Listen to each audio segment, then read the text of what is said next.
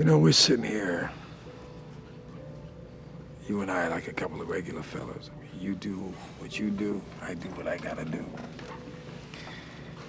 And now that we've been face to face, if I'm there and I gotta put you away, I won't like it. But I'll tell you, if it's between you and some poor bastard whose wife you're gonna turn into a widow, brother, you are going down. There's a flip side to that coin. What if you do got me boxed in, and I gotta put you down? Because no matter what, you will not get in my way.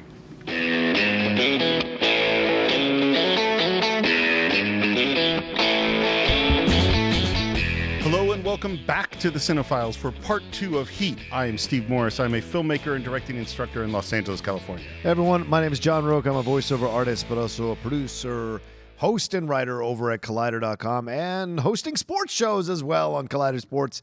And I'm excited to jump back into 1995's Heat, directed by Michael Mann, one of my favorite films ever. And we've had maybe a week to consider it, to Yes. contemplate it. Do you Let it feel wash over us. to wash over us? Do you feel like you've discovered new things that you can bring to this recording of part 2? Yes, after 23 years and one extra week, I found something new. This was the week that did it. It really sank in, speaking of. But no, people have responded really well to our part 1 already, and we're saying how we had like given them a new approach to the film in ways. So that's a positive. So one of the positives about recording a second part after a first part has already come out is to get to hear people's responses. So the fans have been great. So it's great that they're enjoying our breakdown of it. Well, it's an interesting thing. I think you and I have both experienced that because of doing the podcast, it forces us to look in detail at the movie, and then that leads other people to bring back other stuff. Yeah, it's always a lot of fun. It may be ruining my relationship. My girlfriend said to me the other night, she's like, you overanalyze everything now. Like every little thing you're looking for things. When we're just watching a TV show, you're looking for little things. Like, can't I just watch my British TV shows without you trying to? You're not contracting film school asshole syndrome. No, I'm not being snobby about it. I'm more like, oh, well, this means this. That's the beginning. Yeah, that's right. How it starts. Like oh no, I caught it late in life. Son of a bitch. Well, where we left Heat, they had just been about to break into the precious metal facility. Yeah. Heard the noise, immediately bugged out. Pacino lets them go. Yeah. And now we're sitting with our crew and they're going, how did the LAPD find us? Yeah. You know, and the first thought that Chris has is, well, maybe it's the score. Maybe they were just on that place, but that doesn't really make sense. And this is where De Niro goes into what he will later call the discipline, which is that you assume everything has been compromised. Yeah. You know, the phones, they've got their houses, they've got, you know, the girlfriends, everything they have, and they have to move on. And now what the big question is, are we still going to go on with the bank job? Yeah. And Neil says he's still willing to go for it. Yeah. And everyone, they kind of go around. And for Sizemore's first question is, wait, what about Van Zandt? Yeah. What do we do about him? Because he wants his $750 back. And De Niro, again, being the smart one, says, look, nobody wants to go after that guy more than me, but we don't want to start World War III in the streets. Right. Which I'm fascinated by that description, World War III in the streets, because that's exactly what's going to happen a little later on in this movie. Yeah. But it's a good scene too, Steve. I like the scene because they're out there and like you get the relationship that each one of these guys has with De Niro. Right. Yeah. Eventually, Sizemore says, because he doesn't. De Niro says to them all, "You got to decide if you want to continue. I am not going to tell you to continue." And you know, Sizemore says, "You know, for me, it's the juice. It's the juice." Well, this whole Sizemore thing is so fascinating to me because watching his performance in this moment, because the first thing he says is, "I roll with you, Neil. Whatever." And De Niro doesn't let him get away with that. Whatever. No, not on this one, Michael. On this one, you're on your own. He says, "No. You have to decide." That's what I'm saying. Yeah. But then the next thing that happens is that Sizemore goes, well, what should I decide? Right. And asks De Niro, and De Niro says, I got plans. I'm going away after, so for me, the reward is maybe worth the stretch. But Elaine takes good care of you. You got plenty put away. You got T-bonds, real estate. If I were you, I would be smart. I would cut loose of this. And that's when he says, for me, it's the juice. It's the juice, man. And it's so funny watching. This is where watching Sizemore is such a good actor because you watch like, I don't think he has a lot without De Niro. Yeah. You know what I mean? That's what I'm saying. Yeah. That's what I love about this scene is you get a window into how deep these relationships are. And Steve, you know this as a director. This is why you cast the people that you cast. Exactly. Because they have these interactions and they bring more weight to these interactions than the words that are on the page. And you can tell the way Chris is with, or the way Tom Sizemore's character is with De Niro, he is like almost like a little bit of a lost child at the beginning where he's like, oh, I'll just do whatever you tell me to do. Yeah. He's like, no, well, totally. no, I can't take responsibility for you on this one. Because he's been leading them for so long. Yeah. It's weird for them to all of a sudden be cut off from him, from their umbilical cords to him, and have to make their own decisions because they've kind of used him as their buffer. Like if Neil says it's okay, he's never been wrong or he's rarely been wrong, so I'm going with Neil. But now Neil's telling me to think for myself. I don't have all the specifics of what a job is like leading this job, so I can't really make a learned decision in this situation. So eventually they defer all of them to De Niro. Yeah. De Niro just goes, okay, fine. Yeah. Yeah, it's really, so I literally, by the way, before I came here, I spent 6 hours of student film rehearsals with student directors. Oh my God, I'm sorry. No, I'm tired. Okay. And I would be too. And the big thing literally came up in every scene where I let them do their directing for a while. And then I go, hold on, what's this scene about? Yeah. And most of the time they didn't have an answer. What? Well, because they're just like, well, I'm just doing what's on the page. I'm like, no, what does this character want? Right. What is that? Why does this feel like? What does this line mean? And they don't know because they're student directors and they haven't gotten there yet. And it's like, you look at this scene isn't just about should we do the bank job or not, although it is, but it's also about all their relationships and what they all want and and particularly their relationship with Neil. Yeah, and that's why movie criticism is so important, Steve, because it does give you like a secondhand knowledge into how to look at a film. And film students should be reading from criticism and film analysis from the beginning, so you have an idea of what all these scenes mean, so that when you're creating or you're writing or you're directing or you're acting, you bring that in there. And you know what else they should do? What's that? They should listen to the Cine-Files. Yes, absolutely. Yes. Nationally syndicated. I do, however, have one criticism of this scene. Okay. Which is that there's a thing that you have to do when you're editing a film, which is you kind of have to make sure that everybody stays present. Danny Trejo. Oh, Trejo, yeah. Totally disappears out of the scene. Yep. There's a whole thing that goes on, and then they cut to him, and it's like, I'm in too. It's like, where the hell was he? Yeah, well, I think that out of nowhere. I think obviously Trejo was not Trejo at this point. So he is just like an afterthought, really. Even then, even if you have a nobody, it's just as an editor, it's like, we need a shot that shows that he's there. Yeah. So we don't lose him. He doesn't surprise us. It's a good point. Yeah. Good point. Hank Azaria. Let's go grab him. Because she's got a great ass. So let's do it. So apparently, that's obviously, there's a lot of improv in there. Yeah, no surprise. This is Azaria's first day on the set. Oh, wow. This scene is? Nobody told him that Pacino was going to improv. And so when he's going, that's just because he doesn't know what the hell's going on. Holy crap. Why'd I get mixed up with that bitch? Because she got a great ass. And you got your head all the way up it. Wow. Well, and you can see it because when he says, she's got a great ass or whatever, you see him like almost break. Oh, yeah. To start smiling, but he doesn't end up doing it. But you can see it happening. Yeah, I mean, he goes on this whole monologue. When I think of women's asses, it's just, and of course, what this plot is that they know that he has been stepping out with Charlene. Yeah, and they want to get some leverage on him. And he's some guy in Vegas, and at first you don't have jurisdiction, but then they have the Vegas cop, and it's like, no, we know that this is going to happen. Yeah, yeah. And now we're out in the middle of all these shipping containers. We're out on the docks, somewhere San Pedro or something. We have our crew. They're planning something. They're talking about escape routes and all this other stuff. And we see, of course, oh shit.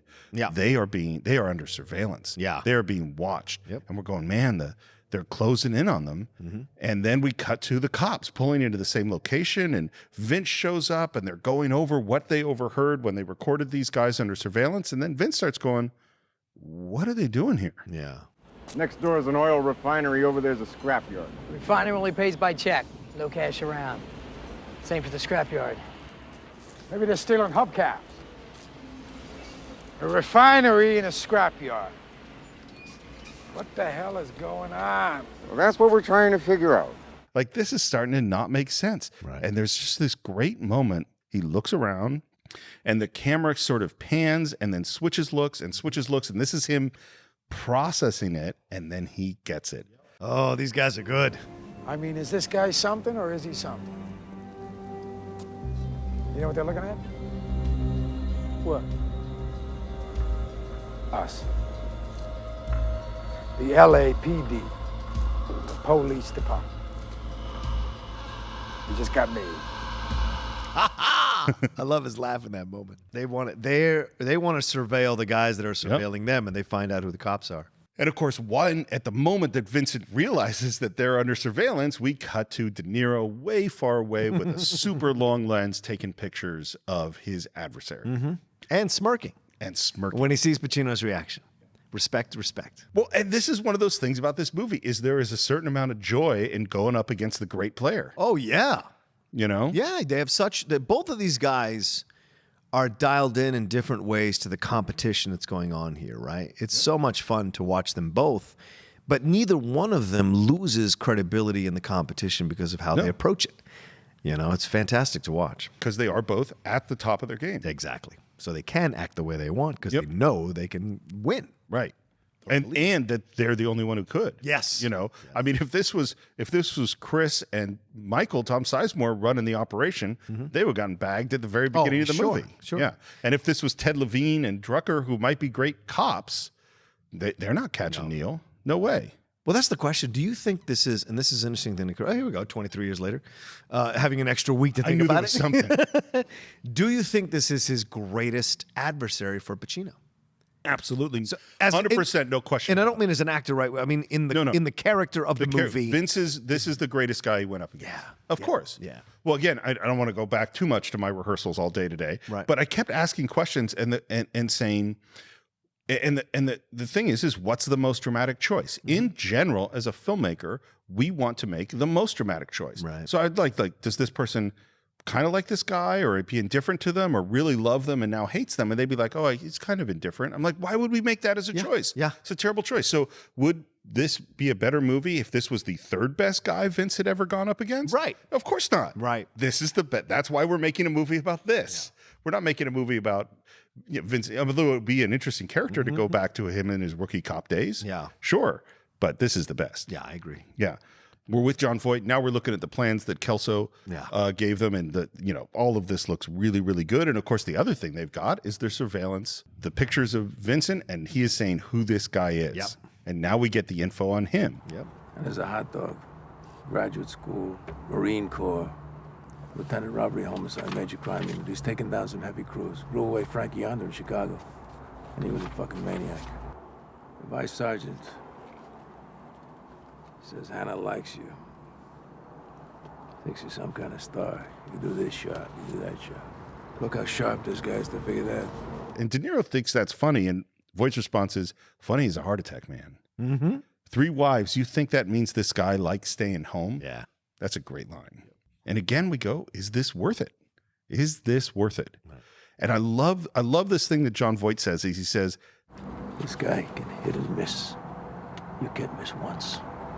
That's a really great point that I hadn't quite thought of, is that he has to be perfect. Oh, yeah. Yeah. Because he's not the pursuer. Exactly. He's the pursuee. Yeah. And so he has to be perfect with every move or else he'll get caught. Yep. Vince comes home looking for Justine. There's dishes in the sink. She's doing her makeup. This scene. Where are we going? Okay, where are you going? Out. It's interesting that he chooses not to make a move. You know what I mean? Yeah, not to engage in the doesn't fight. engage. No, he gets it that she needs her independence. And this is a man who's been through, 3 marriages? Yeah. So he gets it that his lifestyle, his life as a cop, as a policeman, his hours that he pulls causes his wives to have these moments or nights of independence. They need to get out of the house, put their hair down, and not think about his ass at all and go and have some fun without him. So you think he's making a good move here? Yes, I think he's making an understanding husband move because he's been through this 3 separate times already. No, I strongly disagree. Fine, you could strongly disagree. His marriage is in deep, deep shit. Her going out is a sign of deep, deep shit. And being understanding is letting your marriage die. is like the move would be to say, let's talk about this and resolve these problems. But he wouldn't have resolved the problems. Well, yeah. So it's better for him to not engage in That's not being an understanding husband. That's letting your marriage go down the toilet. If you say so, I guess so. I mean, to me, I see it as him just like, I can't engage in this because the answer That is she true. wants, I can't give her. Everything you said is exactly true. Yeah. It's the question of whether or not is that as a person, as a human, right? You're married to a person. Sure. You see they're in deep upset and their marriage is falling apart. Going, okay, yeah, see you later. Right. Means that the next scene that we're going to get to later on when we meet Xander Berkeley, yes, was sort of inevitable. Who's watching his television? Oh, it's television. You can't watch my television. We're off in a helicopter. Beautiful helicopter shots. And he's checking in on his guys who are tailing everybody else. And there's some great rock music. And the helicopter lands and Vince gets in a car because he wants to get after Neil. Now, what's going to happen here only happens tonight because Justine Totally agree. is getting ready and leaving. If she had stayed in with Vincent, he does not get in the helicopter because he doesn't want to stay in that house. Yeah. He doesn't want to sit there ruminating about her going out with other people. He's got to go do something else to take his mind off it. Well, and this is he is an impulsive. I hadn't thought about it till you just said this, but De Niro's character Neil is not impulsive. Nope. He is by the book, and Vince is aggressive and impulsive. Goes back to the thing you said last time about being a coke addict. Yeah, is that is his. He is sharp and on the attack and always moving fast, and this is an impulsive move. And what my friend, our friend Mark has told me in his interactions with addicts, addicts are very black and white, very extreme one way or the other. And Vince is like this. He's very extreme in this way. This is what I'm going to do. And he goes and does it. And he gets, the radio calls from his guys of where Neil is. He pulls in behind him. He puts on the flashers. He pulls him over. Neil has the gun under the seat, like ready to go. Al walks up with the gun at his side, leans in and says, How you doing? There's so many things that are fascinating about what's going on. The first of which is that he knows that Neil knows who he is. And he knows who Neil is. And he knows that Neil knows that he knows who Neil is. Right. There's so much, because otherwise you don't walk up like this, is that he is putting, and he also knows that he's not going to get killed. Right. I think. He's got his gun. Yeah. But I think he knows this guy well enough to know that this is how it's going to go down on some level. What do you say I buy you a cup of coffee? And there's a long pause. And De Niro says, Yeah, sure, let's go. By the way, no one talks about this scene as the first scene between De Niro and Pacino. Everyone talks about the cafe diner scene.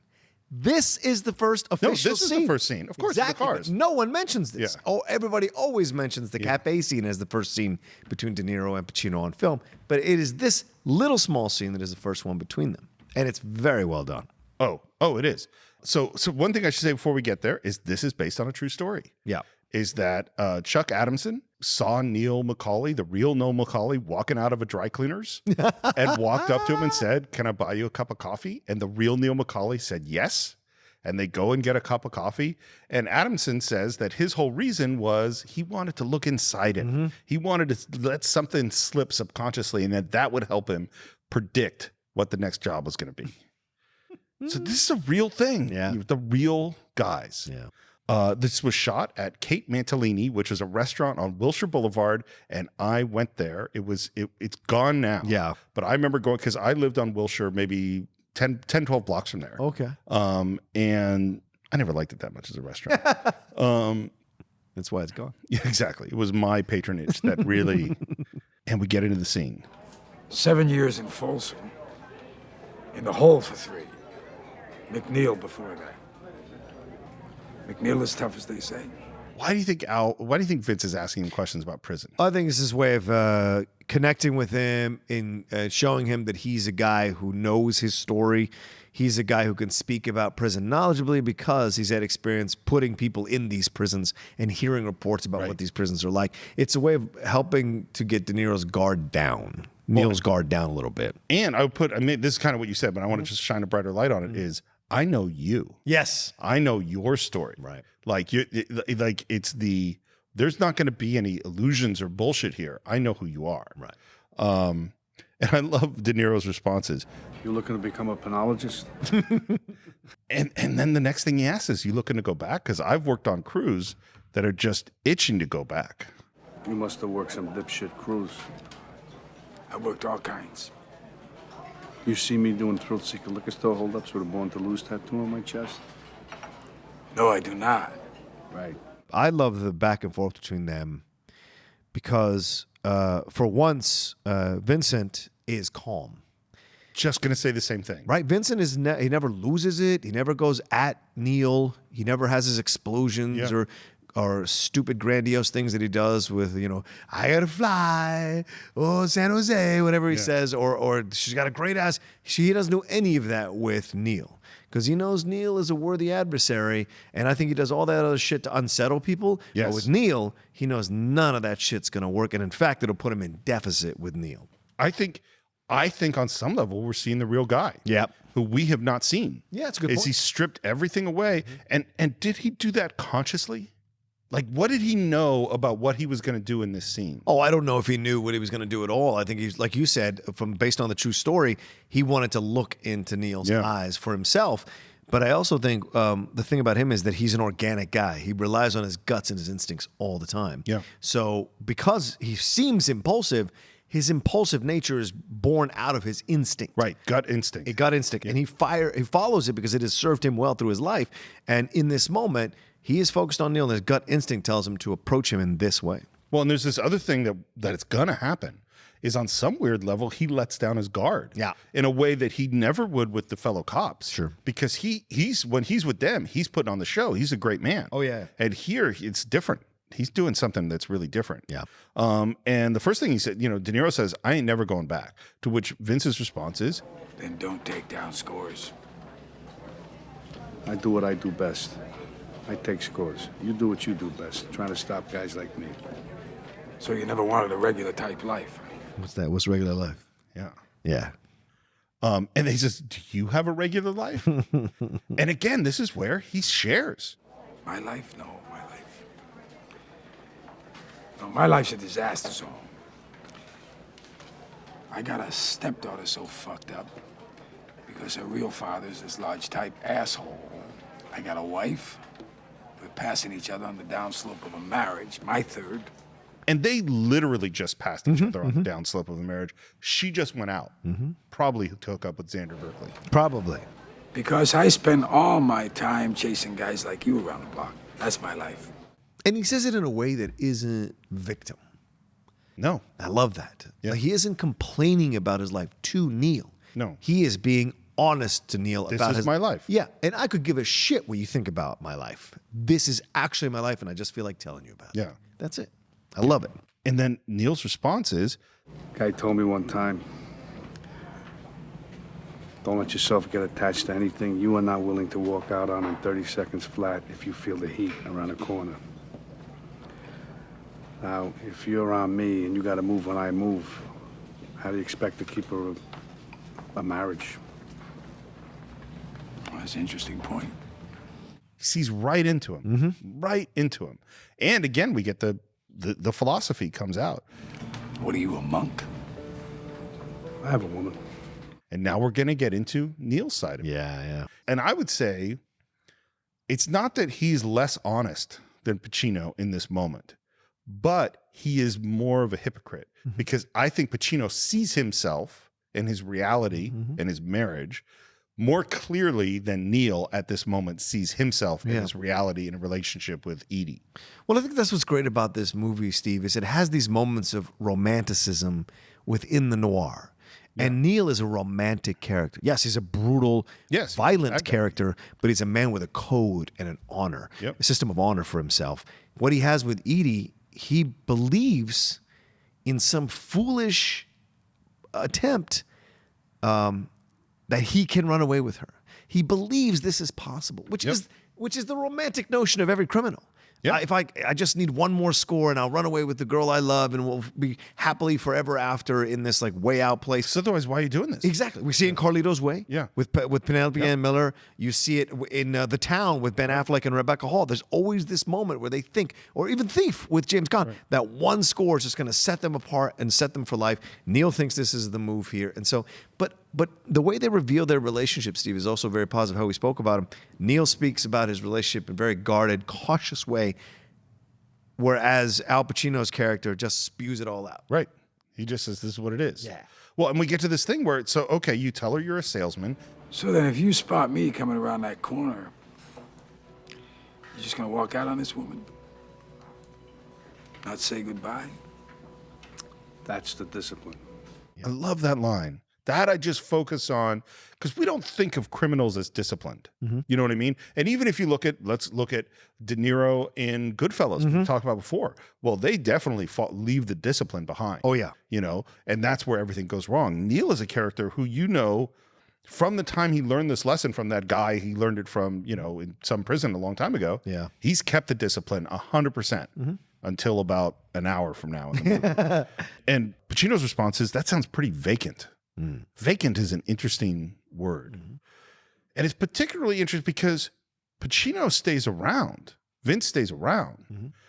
But he is not connecting with his wife. Right. You know what I mean? Like his way of staying is to not be present. That's what she's asking for in the bar when he comes back to get her. It's like, you need to be present. We need to share. And he goes, no, I will be here, but I will not be present. I will not share. And De Niro is going, well, I'm going to be able to leave at a moment's notice. And so they're both really flawed in the way they're approaching this thing. Well, I think, Steve, neither one of them are fully present in their relationship because he Totally. doesn't tell Edie what he really is No. until she sees it on the television. Yeah. No, it's messed up. And then we get to this point. It's like, well, do you want anything else? It's like, no. Yeah. Yeah, it is what it is. It's that or we both better go do something else, pal. I don't know how to do anything else. Neither do I. I don't much want to either. Neither do I. And now we get into the dreams. You know, I have this recurring dream. I'm sitting at this big banquet table, and all the victims of all the murders I ever worked are sitting at this table, and they're staring at me with these black eyeballs because they got 8-ball hemorrhages from the head wounds. And there they are, these big balloon people, because I found them 2 weeks after they'd been under the bed. The neighbors reported the smell. And there they are, all of them just sitting there. What do they say? Nothing. No talk? Just, they don't have anything to say. See, we just look at each other. They look at me. And that's it. That's the dream. That's going to keep a guy going. The black eyeballs. Black eyeballs. Which is an allusion to the serial killer storyline. Oh, really? Yes, which is what was scrapped for the movie, which is the Oh, I Waingro serial killer. All those heads he sees, all those victims, are because he can't solve this serial killer crime, which is a subplot that was supposed to run through the movie. Oh, which really? Waingro is, which is why Waingro is connected to Vince and Neil at the same time in this way. Oh, and so they never play it out. So it's interesting. It still works because it could be any of the other victims of other crimes, but it was supposed to apply to the serial killer storyline. That's fascinating because here's a weird thing that happens in editing is you have some dialogue that is specifically meant to be about this thing. Yeah. And then you realize as you're cutting things out, and you go, we got to cut out some Waingro, a movie's too long, it's not really playing. Right. And now you have this bit of dialogue, and your first thing is, well, I have to cut this dialogue because now it doesn't relate to anything. Right. And then you suddenly go, oh, this could mean a completely different thing. And it is 100% convincing to me as just the general victims of crime. Yeah. And in particular of Neil's crew. Mm-hmm. And that's a thing where it's like, you wouldn't believe it was possible for this specific thing to work for both, but it does. Yeah. And then we hear Neil's dream. I have one where I'm drowning. And I gotta wake myself up and stop breathing or I'll die in my sleep. You know what that's about? Yeah, haven't enough time. which I think totally relates to just what you were saying a moment ago of there's going to be this time, and that's what this is all going to be worth it. You know, we're sitting here, you and I like a couple of regular fellas. I mean, you do what you do, I do what I gotta do. Those are different because Pacino doesn't give himself a choice. I have to do this, which is really how he is throughout the whole movie. He has a compulsion to do this thing. Yep. Yeah. That's a really interesting distinction. And now that we've been face to face, if I'm there and I gotta put you away, I won't like it. But I'll tell you, if it's between you and some poor bastard whose wife you're gonna turn into a widow, brother, you are going down. There's a flip side to that coin. There's a flip side to that coin. What if you do got me boxed in? Then I gotta put you down. Because no matter what, you will not get in my way. We've been face to face, yeah. But I will not hesitate. Not for a second. And what's so interesting, there's a long pause, and then Pacino nods, and maybe that's the way it will be, or who knows? Maybe we'll never see each other again. Yeah. It's a great foreshadowing for what we're going to see at the end of the movie. No question. And it's fantastic. And it's so ironic because, you know, I say this and people sometimes will get upset because they misunderstand me. This is such a man's movie. And by that I mean these are two men. These are not kids trying to figure themselves out. Not guys in midlife crisis or guys in their 30s overwhelmed by their marriages or their lives or whatever. These are men, professionals, the best at their job. And so how they interact with each other, there is like a higher level of interaction in how they deal with each other. But I love that at the end, it still comes down to a dick measuring contest at the end. Because he says, I'm going to put you down. If it's you and some bastard's wife, you're going to turn into a widow. And he's, yeah, well, it may be me putting you down, blah, blah, blah. And then there's the pause, and then they go. So a couple things to say, and a great kind of almost a smile from Pacino at the very end of the scene. Yeah, I love it. A couple things about this. The first thing I wanted to just say is acting styles. You have two actors who have been grandiose and huge characters at various times in their careers, and Pacino being really huge in this film. Sure. And they're both restrained. And the other thing is you hear this thing all the time, and if you're in an acting class and that acting is reacting or acting is listening, watch these guys listen. Yep. This is the master class. You could see everything being processed. You could see everything they're thinking. You could see them strategize. You could see the choices that they're making. You could see the honesty. It's just all right there. And what's really interesting, they did, I think, 14 takes of this scene. They did. They had a master shot, as you normally would do, and they had a couple other shots, and they basically used two over the shoulders, which shot at the same time, almost all from take 11. Well, and here's the deal. And this is what we should clarify, because for so many years, there was this rumor that they never were actually in the scene together, that they shot the body doubles from over the shoulders, blah, blah, blah. No, both of them say they were in the scene together the whole time, did all the takes together because they wanted to give the other actor fully their presence and their commitment to the scene so that they both were interacting with each other as actors. They weren't just like kind of these diva things you heard about. They were legitimately in the scene together. And that's why the way Michael Mann said it was shot, he said that to make sure it destroyed that rumor that they had never been actually so crazy. In the scene together. It's just such a ridiculous statement. One other thing, which is probably some guy with film assholeness trying. I know, right? I did go onto YouTube and watch the version of this scene that's from LA Takedown, TV movie. I highly recommend. Maybe I'll put it on the Facebook page because, and I don't mean to disrespect the guys that act in the scene. They're fine. It's a TV movie, man. It's a TV movie. The script is improved. Yes, very much. The script isn't exactly the same. But if you want to see what a good actor brings to a script, watch the two of these side by side.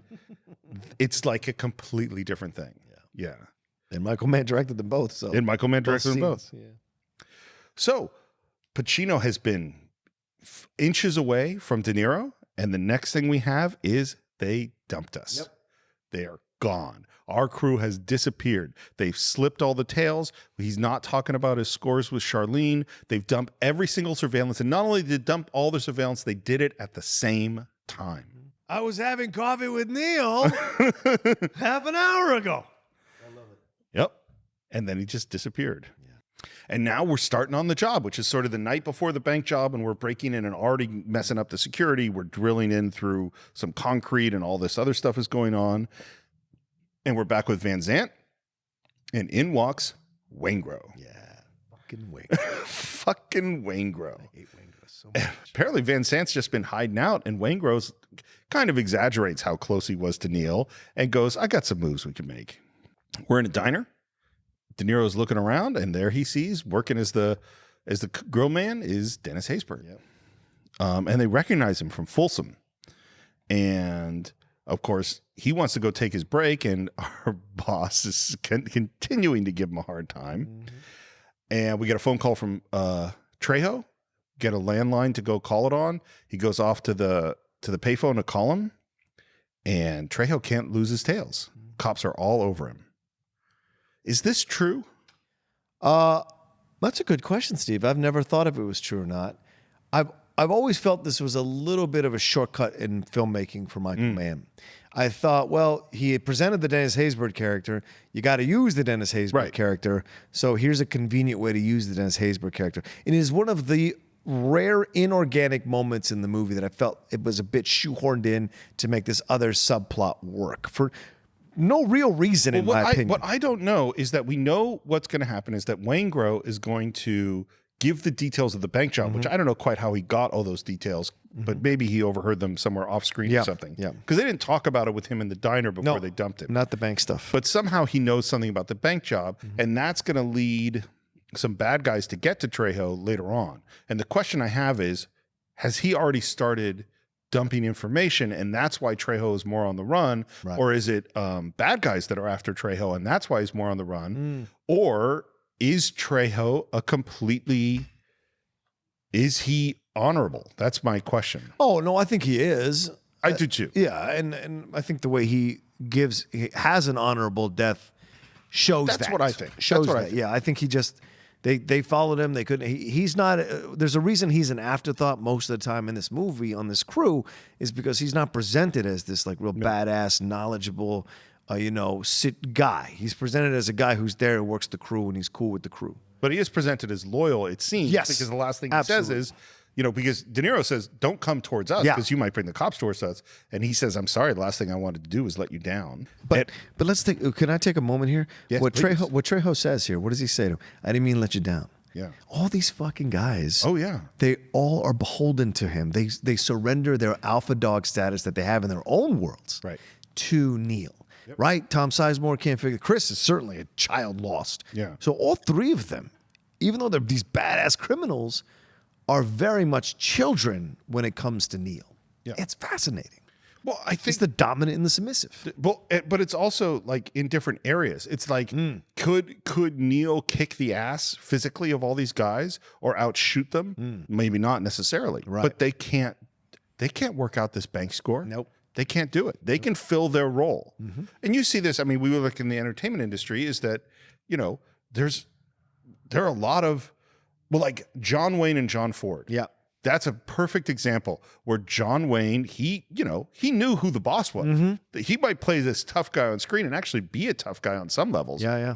But John Ford made him cry. That's right. That's right. Because he's still marrying. Yeah. Yeah. And now we have, of course, our solution, which is Dennis Haysbert. We walk up to him. Yeah. And we give him a very short time to make this decision. Yeah, really short time. What I am doing is I'm looking for a driver with handler scanners and a radio right now, today. You remember the drill? Yeah, man, sure. You cool? Oh, man, now you know I'm cool. One answer, yes or no, right now. And there's a swallow and a long pause. And I love, by the way, there are multiple shots of Haysbert that cross the line, which means you're looking at him, he's looking left to right, and then he's looking right to left, which is breaking the rules technically in film. Okay. But it really focuses us on the moment that he makes this decision. And then he says, yeah, man, fuck it. You on. Why do you think he says yes? After all the support from his woman, after him coming out of this prison, possibly going the right path, him being he was so like self-destructive in that moment. He's crying, like, why you with me, baby? Why you with me, a guy like me? And she still supports him in his darkest moment. Why does he still do this? So I think there are layers to the decision, but they are, part of him is doing it for her. Even, even knowing that that's not what she wants him to do. Yeah. Because he has failed her. Because in his mind, he's a failure. Yeah, as a man, he can't provide. He can't provide. He's working in She's the one who's constantly helping him out. And he's looking at his future and going, my future looks like shit. Yep. My future is going to have this little asshole. People like that are going to abuse me and take advantage of me. And the best I can hope for is maybe moving up to maybe the line cook instead of just the guy cleaning out the trash. And so he looks at that, and he looks at the option of a whole shit ton of money and what he can give to the woman that he loves who stood by him. And also, he's pissed off and he's frustrated, and it sounds like fun. Yeah. Yeah, let's do some real shit. Let's get the fuck out of here. A male decision. Yeah. Fuck it. Edie's packing. Charlene's with her kid. We head off to the bank. The entrances into the bank are great. The way they move into it, the camera work is great. The music is great. Yeah. It's busy. There are a lot of people. And here's something interesting I found out. They really cased this bank. Yep. So you read about this too? Mm-hmm. I love this. That he said, Michael Mann said to each of them, go in and case the bank. They went in disguises. Sizemore apparently did a loan application. They checked the cameras, they checked the security guards, and then they got the security camera back from the bank because the bank was in on it, and not a single security guard paid any attention to De Niro, Sizemore, and Val Kilmer checking out this bank. Wow. I think that's such good directing on so many levels.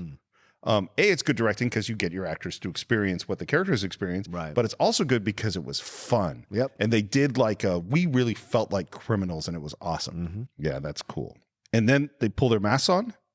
Chris takes out the security. Brutally. Yeah.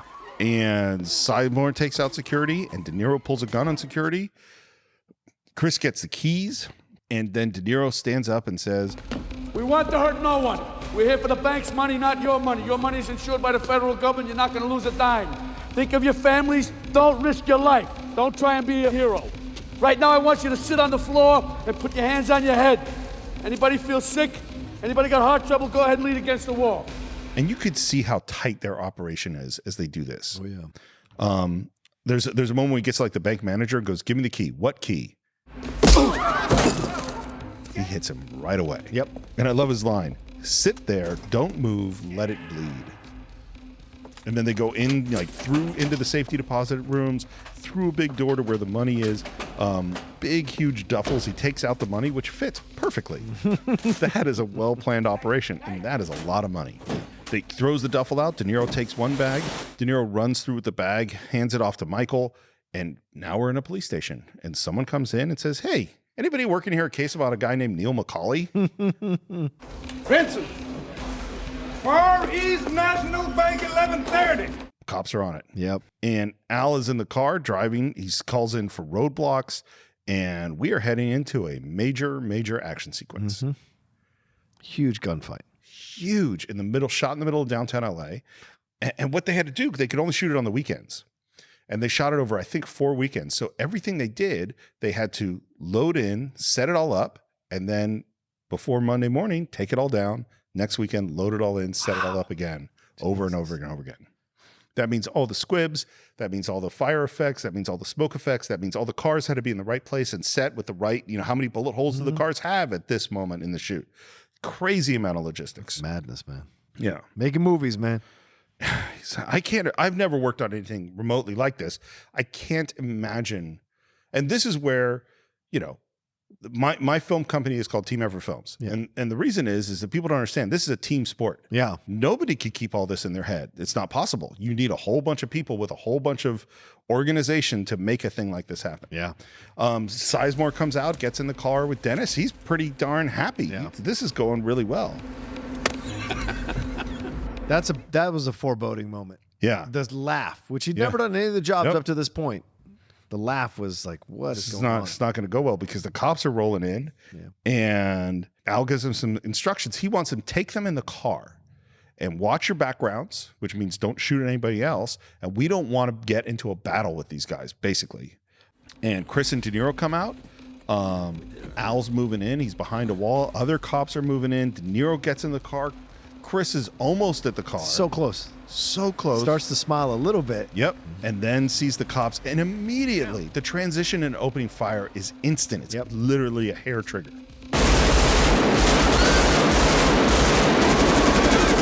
So they went through a lot of training for this. Yeah. Ton of training. I think they look really good with the weapons. Hell yeah. I think they handled them really, really well. Interestingly, the cops and the robbers trained separately. So the cops were trained by cops to do cop stuff. And the bad guys were trained by the Marines. Heavy military like style. And you could see it in the way that they move. And the thing that they did, and this blows my mind, is they had their whole training facility out in the middle of nowhere somewhere. And what they did was they built the entire city street and every single car, and they had them go through the whole shootout with live ammo, one at a time. So they actually went through everywhere they stepped. Everything was measured to the inch. Yeah. Everywhere they stepped, everywhere they turned, everything they fired at, everyone's cleared out, and they're firing live ammo. Insane. Yeah. But man, if you can do it, then they get on the set. Now they're firing blanks. Yeah. But you can see how practiced they are, how well they move. Yeah. At the end of basic training, you do a live ammo exercise. Right. Where you and you're like kind of crawling down. You duck underneath crawl, you army crawl underneath the barbed wire, and you army crawl across so that but you see the rounds going above your head. That's why the drill sergeants are on there with you, and they're yelling at you not to stand up. Don't stand up, yeah. Because if you do stand up, you will get shot. Yeah. It's no joke. But it's to give you the sound of what live gunfire will sound like if you're ever in battle. And how did that feel? Doing that? It's scary as fuck. Plus, there were tracers, and it was at night. It was tracers, It was not in the daytime. It was tracers at night. And it's scary. It was scary as hell. And you just do not want to stand up, you know? Of course. It's nuts. Well, this is like, we romanticize violence and gunfire so often in film. Yeah. And I've fired a weapon. You know, I've fired a rifle, I fired a handgun, but I've never had one fired near me. Yeah. Yeah.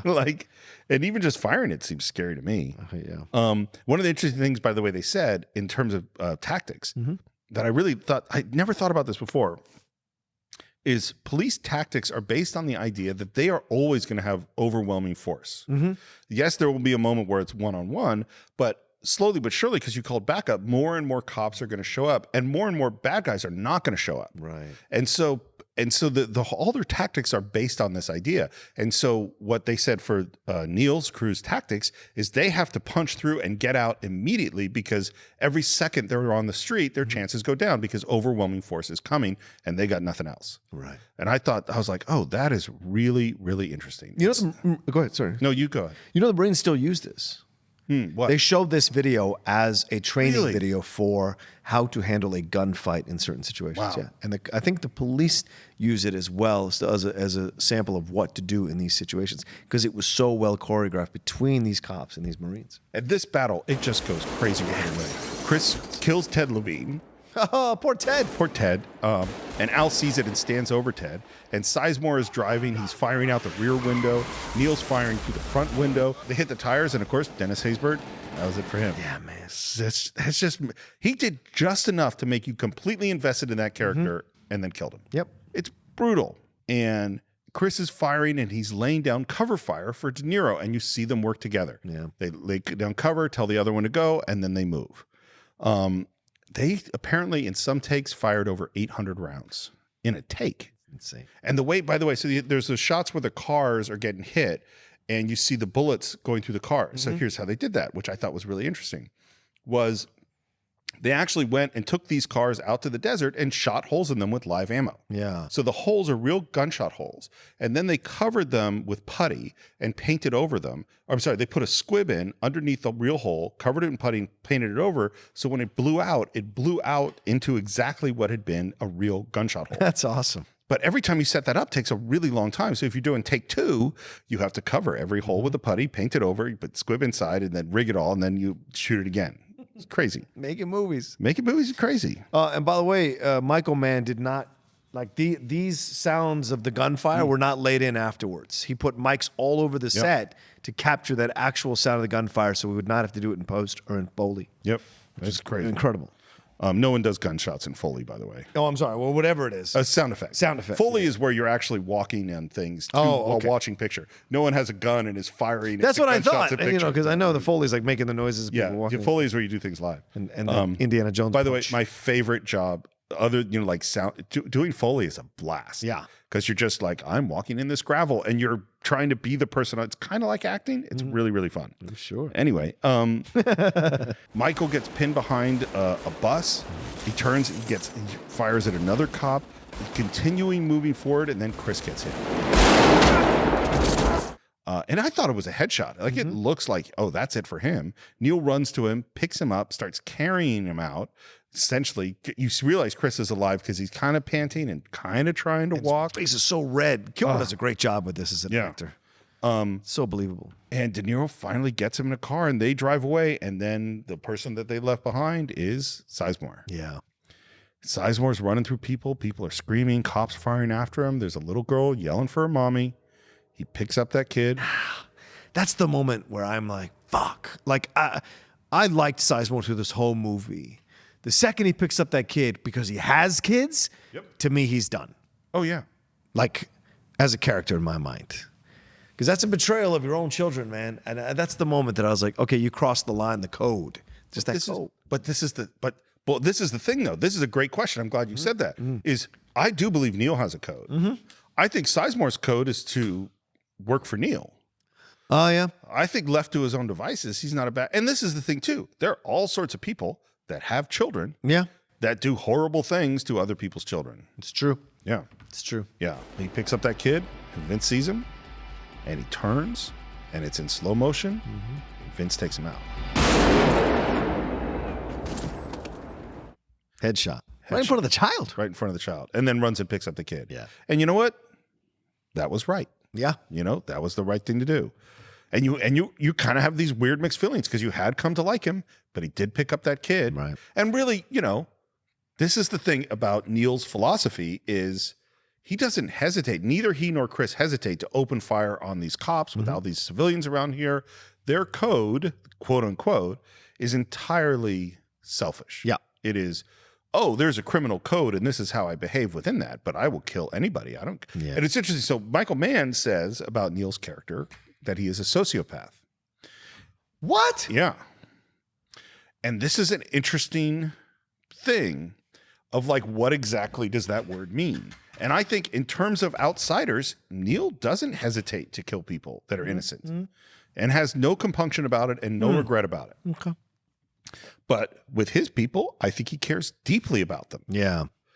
I don't know. It's weird. It's an interesting thing to think about these. Yeah, because I don't see him have sociopathic behavior, because I don't think a sociopath would take a survey amongst his crew and not take responsibility and not say like, you guys have to make your own decisions. I don't want to take responsibility. Right. But a sociopath would not do that. A sociopath would just go, this is what we're doing. This is what I want. And I will manipulate you to get exactly. that. Yeah. Exactly. That's where I was. And again, we've had this with Ridley Scott. We've had this with various other filmmakers where there'll be one thing they say about their characters. I remember one with Scorsese in Taxi Driver 2, where it's like, I did this so you would feel this. And I'm like, I'm not feeling that. That's not what I think's happening. Sir, you have failed. Well, no, he didn't fail. Right. He just didn't know what he was doing. Yeah. He succeeded. He failed up, maybe. Yeah, right. And now we're out of that action sequence. And by the way, this shootout, if we go back to reality, this is how Neil actually died. Oh. Because there was an armored car robbery. And they kind of had them. They knew the armored car robbery was happening. It was like armored car and a grocery store. And the crew had gone into the grocery store. And Chuck and a whole bunch of his cops had surrounded the grocery store and said, we're not going in. There's too many civilians. We're going to wait until they come out. Yeah. They wait until they come out. There is a big gunfight. And Chuck Adamson kills Neil McCauley. Wow. That's what actually happened. And one guy out of the crew escaped. Huh. Yeah. Sounds familiar. Sounds familiar. Now the news is all over the robbery's all over the news, of course. And that's when Dennis Haysbert's girlfriend walks into a bar looking for him, finds out. It's heartbreaking, man. Her face is, because she knows. Yep. She knows. Yep. Before they even show his face, she knows. Let's go see Jeremy Piven and the vet. Back when he was doing bit parts. Yeah. He's operating on Chris. It's a funny scene. He's giving him some medical advice. De Niro demands a shirt. Take off your shirt. My daughter gave it to me for Father's I Day. don't give a shit who gave it to you. Take it off. And talks to Chris, who is awake. And it's like, okay, Nate's going to take you. And all Chris is thinking about is Charlene. Charlene, yeah. And then the big question is, who did it? Mm-hmm. And De Niro's response is, who wasn't there? Trejo, he thinks it's Trejo. Thinks it's Trejo. I think Trejo sold him out. Yep.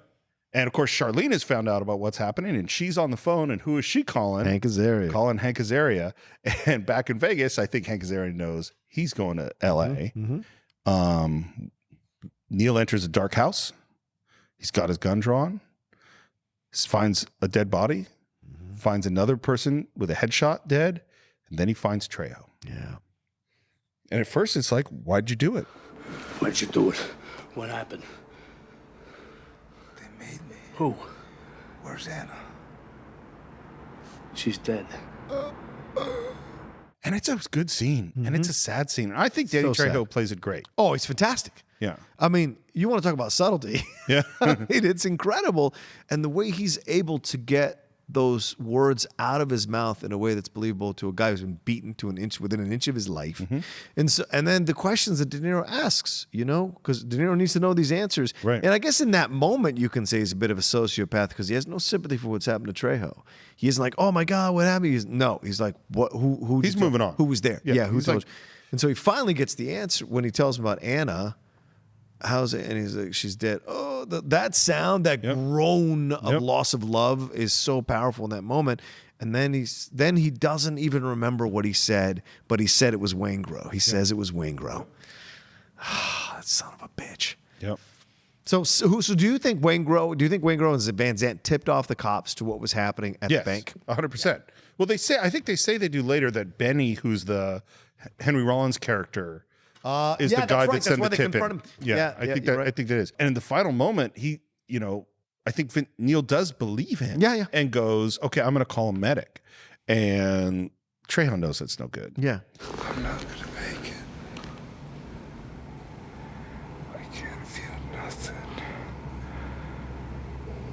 My Anna's gone. She's gone. Don't leave me like this, Neil. Please, Holmes. Don't leave me like this. And Neil draws his weapon and he aims it at it, and we cut to that wide exterior shot of the house, and bang. Let me ask you something.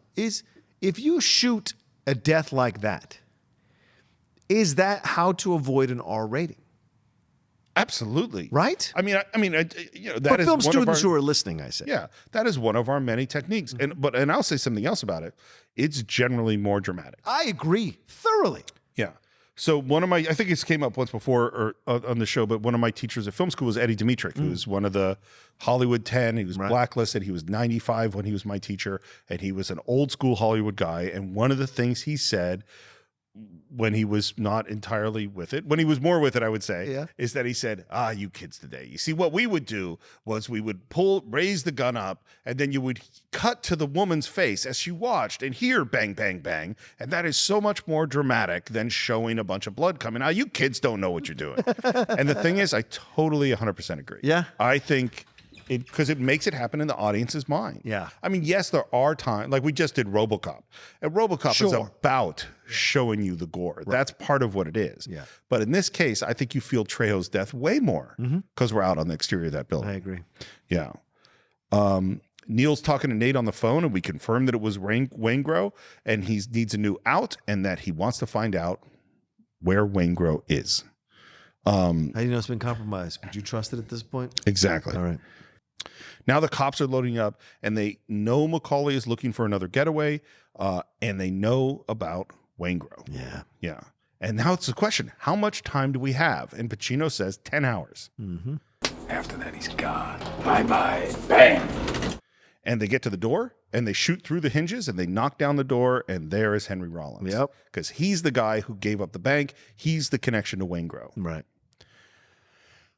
We're at a beautiful house, beautiful view, beautiful pool. Neil is walking through. We see Van Zant inside watching TV, and Neil picks up a chair and throws it through the window. And they clearly didn't have the rights for any hockey games because he's watching like some high school hockey. Really? Yeah. I mean, it's ridiculous. None of those are NHL teams. That's hilarious. Uniforms or anything. He's That's watching hilarious. some college or some terrible high school game on there. And he asks, "Where's Waingro?" How the hell do I know? And then 3 shots and he's down. Yeah, man. Really fast. Fichtner is such a great actor, man. He is. I think he's a really good actor. And you know what? He's had a great career. He'll never win an Oscar probably, but he certainly could deserve one because he is always solid in anything you watch him. He's one of those where I'm sure it's all about the right part. Yep. If he gets that, Robert Forster part, Oh, or that, yeah. you know what I mean? Certainly possible. Gets that supporting actor part, he could totally do it. Yeah. Charlene and Alan are with the kid, with Dominic, are walking up to a house, and then she walks in, and there are the cops. Oh, I love that reaction. Oh, okay. Oh, you slimy piece of shit. Well, you want it out from under, right? You're scared to death, right? You want out, this is out, Charlene. And they start arguing, and he calls her a stupid broad. He's not a nice person. Not a good dude. And Drucker comes in and defends her and fixes her a drink, and he introduces himself. And he says, first thing he says, "You want to put Dominic in the other room?" And her response is, He stays with me. which I like. It shows some strength. And she asks, "So what now?" And he says, "Well." You believe you have to betray Chris? No shit. And I love this tactic he takes. See, if you don't betray Chris, you victimize Dominic.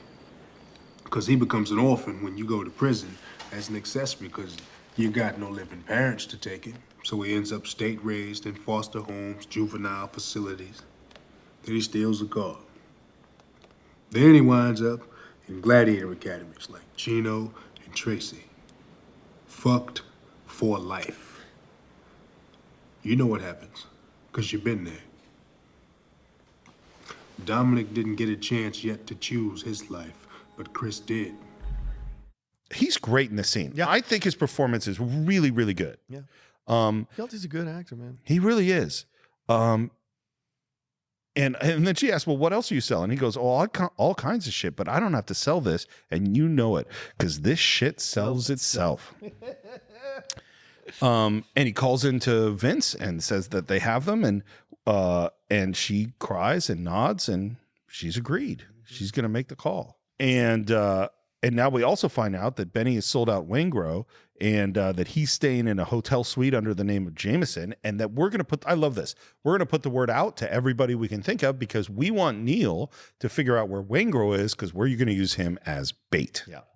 Really smart. Neil's going to see Edie. It gets rough. This goes to some rough places because now she's seen him on the news and she knows what's happened. And she's like, "Well, that was you?" And he says, it's what I don't do. I don't sell metal. By the way, this is why you take the role if you're Emmy Brenneman. The movie from this point forward to the end is why you take the role. Everything before here is, it's cool scenes and flirting and connecting, but the emotional weight of these scenes as this relationship is possibly falling apart is where the acting comes. And I love it. Honestly, it's weird to me. It's like, you want me to act across from Robert De Niro? Like, who wouldn't take that role? Well, sure. But you're looking at it from this level. But Sure. someone like Amy. She wasn't at that high a level. But actors who succeed have a shit ton of confidence in themselves. And she runs out. Yeah. She runs. He chases, runs up this hill. He grabs her. So interesting. It's sunrise. And she's going, "Why did you do this to me?" And he has her on the ground and she's struggling, going, "Who are you?" Why did you do this to me?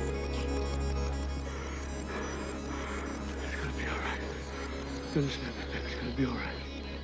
And he picks her up and they go back down. How do you feel about what's happening? Well, listen, if you had an issue with Harrison Ford pushing Sean Young and Blade Runner, you should have an issue with this. I do. This is in essence, but this happens in relationships. Look, we cannot live in a utopian black and white world. This happens in relationships, this complicated situation. He's a criminal. She is what she is as a, sells the books and does this design. But I can't believe that she didn't sense there was some darkness about him, which is why she was drawn to him. Watching him. Remember, she stalked him. He didn't stalk her. She stalked him in that bookstore multiple times before she talked to him at the case. She initiates conversation at the diner. It's her impulse to be with this man. Now, does that mean that, she has asked for this? No. But this is the situation she's in now. Do I like the way De Niro does this? Absolutely. Or Neil does this? Absolutely not. It's very much imprisonment, very much like holding a person against their will. But he thinks he can convince her. And she lets him try by not just walking away fully and not calling the cops, not getting out of the situation. She lets him try it. But these are the moments in these kinds of relationships, right, that we see in movies. It's like, it's complicated. It's not as simple. So I think it's a fascinating thing to see between these two. So I do too. I think there's a bunch of distinctions in here. So the biggest one with Blade Runner is that Harrison Ford is the hero of that movie. And and the way that movie is filmed at the time, we're supposed to like what he's doing at that time. Yeah. I mean, I think Ridley Scott's intention is that that's a sexy scene. No, yeah, absolutely. You know what I mean? Yeah. It's that me looking at it today, I go, that feels weird. Right. This is a bad guy. And who we like, yes, up to a certain point. I think he's the hero of the movie. It ain't Vincent in my mind. I don't think there is a. Well, this is he's the protagonist. So hold that thought, because that's a whole good conversation because I tend to agree with you. Is that in this, we don't know how dangerous Neil is in this moment. Yeah. Is that just as she doesn't know what his intentions are, is there intentions, I really love you and I am going to take perfect care of you for the rest of your life, or are your intentions that she could get hurt? Yeah. She doesn't know and we don't really know. He's desperate. And he's scary. Yep. He is I don't think that Decker in Blade Runner is actually scary in that scene. Yeah. This scene is scary. And it also goes to what's the intention of the filmmaker, is that I think that Michael Mann wants this to be scary. He wants us to be unsure about how we feel about what's happening here. Yeah. They go inside and he's still going like, this is what the plan's going to be and we're still going to be together, but he is holding her and he is not letting her go. And he goes in to kiss her and she dodges it. That's I don't know if you've ever had that experience. This is the worst experience. I've had the experience after a fight with a girlfriend in years past where they just kind of move their face away from you. Oh, it's such a rejection, man. Well, I've had girls who didn't want to kiss me, but I have not had not a long time because I've been married for quite a long time. Right. But good plug there, Steve. But I've not had. Just got to keep it real. But I have not had. I dragged a woman into the house after I've murdered people. Yeah, right. And she didn't want to kiss me. No. That's a different thing. Of course. Back at Vincent's place, and he walks in, and his wife's making some breakfast, and there's Ralph. It's such a great name, Ralph. Xander Berkeley. Why would you ever curse your kid's name with Ralph? It used to be a good name. Yeah, sure. Yeah, people used to like that. It's just an awkward scene, and I love her response. Like, he kind of says hello to Ralph. Yeah. It's like, don't you ever get angry? I'm angry. Yeah, I'm very angry, Ralph. You can ball my wife if she wants you to. You can lounge around here on her sofa in her ex-husband's dead tech, postmodernistic bullshit house if you want to. But you do not get to watch my fucking television set. Yeah, man. It's a big deal. He's drawn a line. He grabs that TV and then says to her, I never cheated on you, bitch. Mm-hmm. And she says, maybe you should have. And Ralph's like, well, maybe I should go. Yeah. It's like, shut up, Ralph. Sit down. And his response is, I say what I mean and I mean what I say. And she says, I may be stoned on grass and Prozac, but you've been walking through our life dead. And now I have to demean myself with Ralph just to get closure with you. Which, first of all, is funny to say in front of Ralph. Mm-hmm. I have to demean myself with Ralph. And second of all, we're in the true shit. You know, she did this on when he said, where are you going? She said out. She was going out to sabotage the marriage. Yep. That was what, and she had him here at breakfast, right, hoping that Vince would show up so she could have this fight. Well, and I hope you feel the same way about Vincent not staying to discuss shit. Because as she is, it's just as bad that she did what she did. Oh, of course. Went out and found a guy, purposely made sure he stayed in the place long enough for Vincent to come home and catch him. Horrible. It's terrible. Because what you should say is, I'm leaving you. Yes. You don't need to hurt, like what she's doing is to hurt him so much that he sees her so that she can leave him. You know, it's not necessary. Well, but once again, these are not the black and white. Relationships are not black and white. No. This is the ugly shit that happens in marriages and relationships all the time. Someone cheats when they shouldn't cheat. They should just end the marriage, have the guts to end the marriage, but they don't. They cheat, and then they try to blame the other person for their behavior, and that's bullshit. Well, there's also this, like, we don't want to be the bad guy. We don't want confrontation. We want to, and so you create a circumstance where you can get the thing that you want. Sure. No, it's fucked up in 15 different ways. Right, and you try to make the other person to blame for your shit. Right. We're getting some passports and driver's license. And we're talking about there's going to be this plane that's going to touch down and you're going to get on it. But where's Chris? Oh, he's gone. He went to see Charlene. And Neil's first response is like, you were in charge. Yeah. And he's like, free country, man. Like, what is he supposed to do? Chris loves this girl. Yeah. He's got to go get her. Yeah, John Voight's John Voight strike you as the kind of guy who's going to keep people in a place they don't want to be? Well, particularly not Chris. Yeah. I don't think I think Neil could maybe keep him there. Yeah. But nobody else could. And it's Neil and Edie again. And he says, I don't even know what I'm doing anymore. I know life is short. Whatever time you get is luck. You want to walk? You walk right now. Or on your own. On your own, you choose to come with me. And all I know is there's no point in me going anywhere anymore. It's going to be alone. So he does his behavior before we can have real problems with. But at this moment, I think he sees that his behavior was that. And he goes, okay, you do what you have to do. He went on instinct, and not instinct, but like whatever you want to call it, his mode of operation in the situation. Yeah. Then he realizes, yeah, right. And so he gives her the option, and she stays. She stays. Not necessarily a great choice on her part. Well, yeah. And a tragic choice, bro. Yeah. A tragic choice as we see in a little bit, yeah. Yeah. Fuck. It's a sad movie, man. It is a sad movie. Well, what's really interesting is that it's a sad movie in which the good guys win. Yeah, great point. The good guys win. Great point, Steve. If you say he's a good guy. Well, in terms of law wins. Yeah, law wins, yeah. I don't, well, that's another point. Well, let's go back to your question earlier. Yeah. Which is, who's the hero? And it's two different things, really. Who's the hero and who do you like? Well, that's a good question. And I think I was following along what you said about hero. I don't think there is a hero in this movie. There is a protagonist. And in my mind, Neil is the protagonist because Neil is who we start with from the beginning. And Neil's the crew, his crew we get to know really well, their personal lives. We don't know the personal lives of those guys. We see them in the restaurant scene, right? But we don't really know Ted Levine, McKelty Williamson, that young kid. We don't know their actual, Wes Studi, we don't know their actual personal lives like we know. And we don't care about them. And we're a little sad. Oh, Ted Levine, that's too bad. Yeah, that's a shame. But like everyone else on Neil's crew, we know intimately. Yeah. And so to me, they're all the protagonists of the movie. Not necessarily the heroes, but certainly the protagonists. Well, I think it's a really complicated thing. Yeah. Because I am more drawn to Neil. Yeah, of course. Well, it's Neil's you. Neil's me. Yeah. Stoic, cautious. Cautious, yes. Not impulsive. Not impulsive, plans everything out. I totally, and what you say is true, is you start with them and you want them to get away. Yeah. More, I think, than you want Vince to catch them. But they're bad guys. Yep.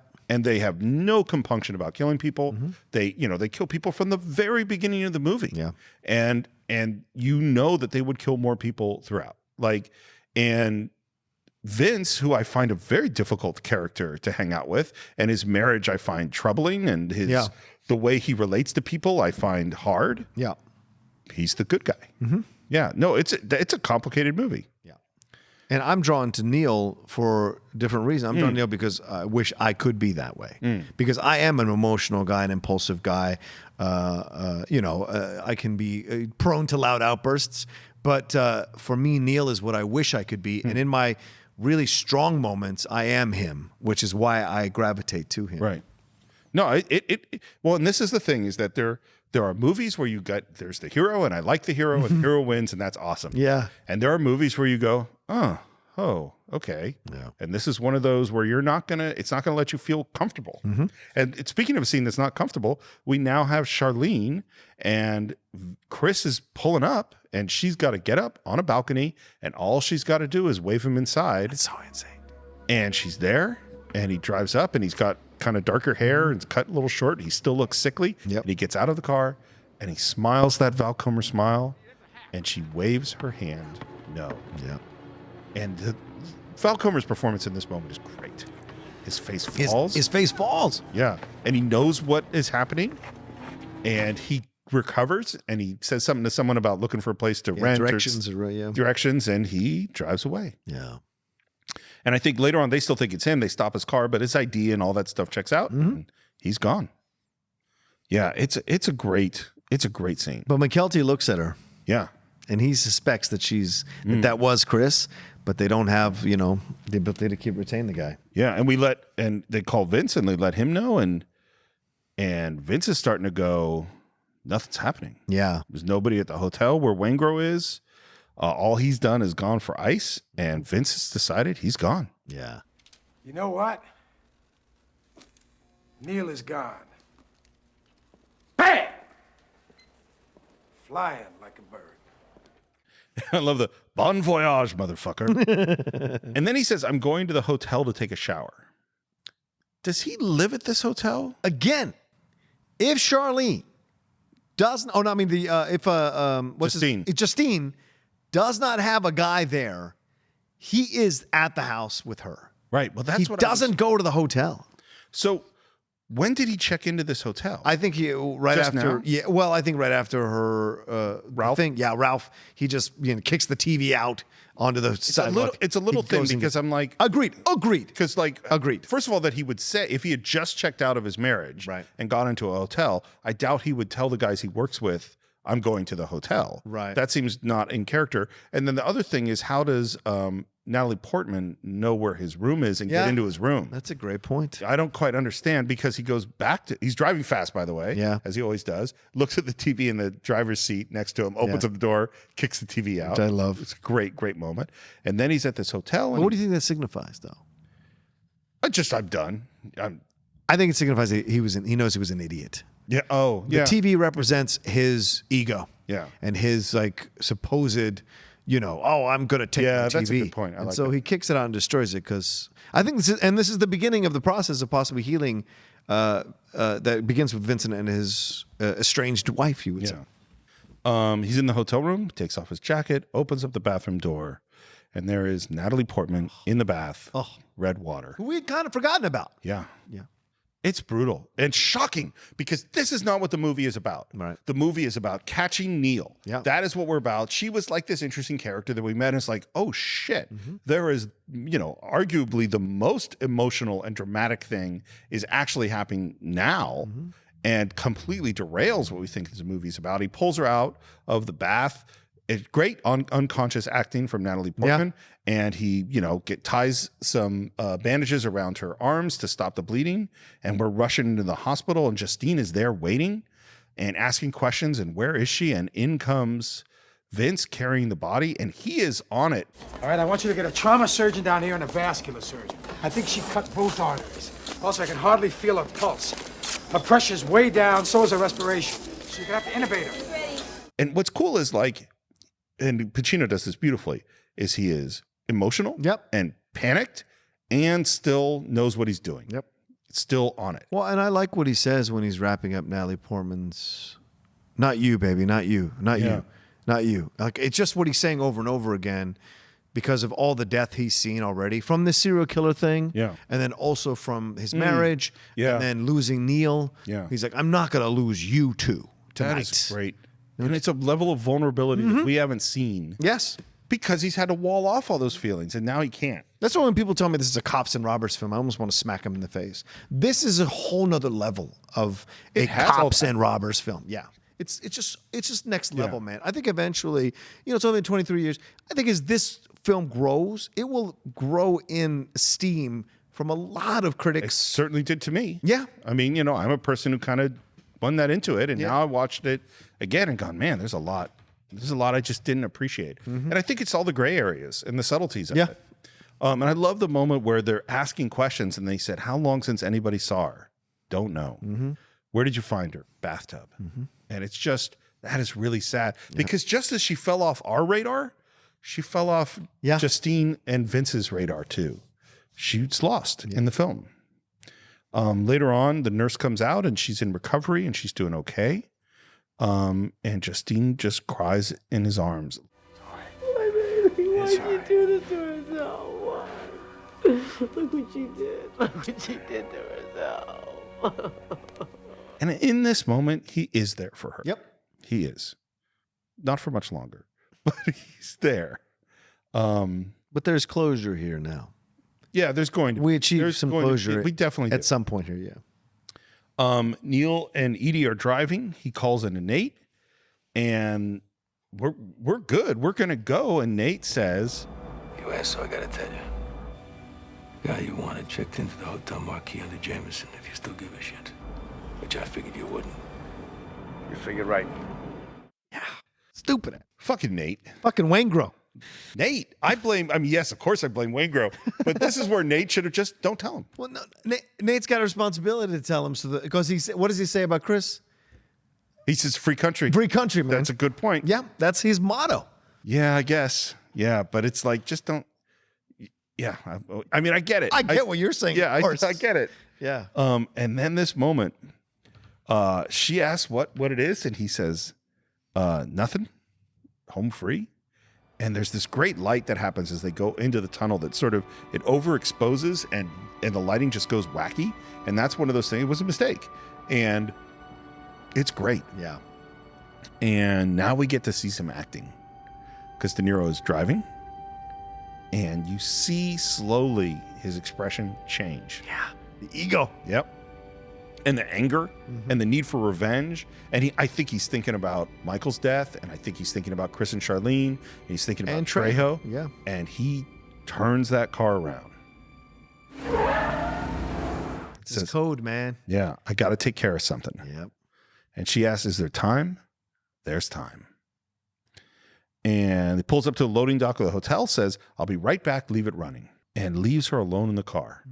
And he goes into the hotel. The score is heavy. He walks through the service quarter into the laundry, finds a phone, pretends to be room service, asking about a BLT for Jameson, and gets the room number.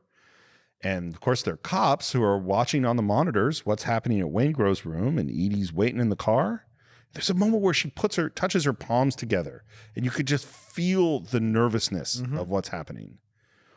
And Neil is now in a hotel suit that he got somewhere, and he walks out into the lobby. The guy behind the desk, who we know is actually a cop, spots him but doesn't quite recognize him. He goes back into the service elevator, up the elevator, pulls out a flashlight, uses a ash can to block the elevator, and pulls the fire alarm. Your attention, please. We are currently experiencing a fire alarm. And the elevators all start to descend except for the one that he had blocked off. Again, still smart. And the cops are on surveillance, and one of them goes and one of them stays. And now we're back with Vince and Justine in the hospital. And this is where you talk about this closure. Yeah. They talk about her dad. And Justine says a really interesting place. The dad was gone. She chose you. She picked your place. I think that's a great line. Yeah. And just as they're having this moment, what happens? Pager goes off. Yep. Pager goes off. And Justine asks, is there any way it could work out between us? And his response is, I wish I could say yes, but in the end, it's like you said. All I am is what I'm going after. It's the truth. Yeah. You know? It's the closure. Yep. Because he says it in a way of loving her. Like, I can't give you what you want, babes. Yeah. You got to go find it someplace else. I can't be what you need me to be. And you don't want to be married to this. You don't deserve this. You deserve better. I think they become friends in the future. I think that's possible too. And he is, in essence, like a pseudo stepfather for now. I totally agree. Yeah. Here's a question. Does Vince marry wife number 4? Probably. Yeah, I don't. At the tail end of his career. Does he tell her the same speech that he tells Justine? No, I think if he marries wife number 4 this time, I think he marries her right when he's about to retire. So he could maybe be different. Exactly. Maybe. Right when he's done. Yeah. Like Ric Flair. Oh, geez. Married right at the end of his career. And then there's this moment of, you got to go, don't you? And he says, I'll stay. That's all she wants, is for him to say, I'll stay, so she can say, you don't have to. Right. It is the gesture. It's a gesture of love for him to say, I'll stay. Yeah. I'll ignore my job, which has been our problem. Yep. I'll stay because you need me and she needs me. Yeah. And part of me goes like, he should have stayed. Well, he gave her the option. So, this is the thing about relationships. And it's like, I understand their marriage is on the outs, but sometimes giving someone the option when you know that they're going to say no go is not actually being there for somebody who needs you. You know, her daughter just tried to kill herself, you know, like she still needs him, you know, just because you say no, go. But as Neil might say, there's a flip side of that coin, which is you're also respecting her as the mother, the actual mother, biological mother of his child, deciding who should be there, who shouldn't be there, and that she's strong enough to handle it. Which I think we could end a little bit with, relationships are hard. That's right. There's no one way to do anything. This is not easy stuff.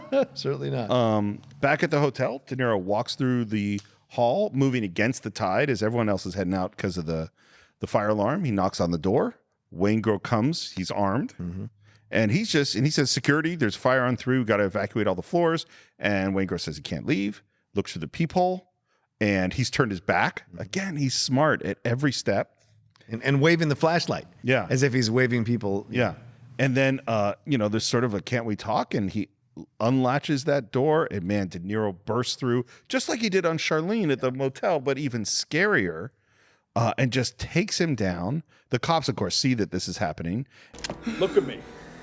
Look at me. And Waingro looks, and he shoots 2 shots to the chest. And there's this gas. I love that air. Just yeah. And then one to the head. He wanted to torture him just a little bit before. Just a little bit. Absolutely. No, he wanted him to see it and feel it and know he was about to die first. It's beautiful. It is. And fire and cops are pulling up and SWAT is pulling up and De Niro comes out and there's a cop. The cop's right there. LAPD, don't move. I love De Niro's move here. He just backs up on him and turns and takes the cop out with a flashlight. Yep. Really nice. Edie's still waiting. And she's watching cars move in. She's watching there's a helicopter and it's Vince coming down in the helicopter and the teams are all moving up and the helicopter lands and people are, of course, rushing out because of the fire alarm. Vince is now going upstream through the people. Sees car. He sees the girl in the car. And there's a great shot of Vince. It's through a long lens, so the crowd is all blurred out, and you see him all alone in that busy crowd moving around. Beautiful use of a long lens.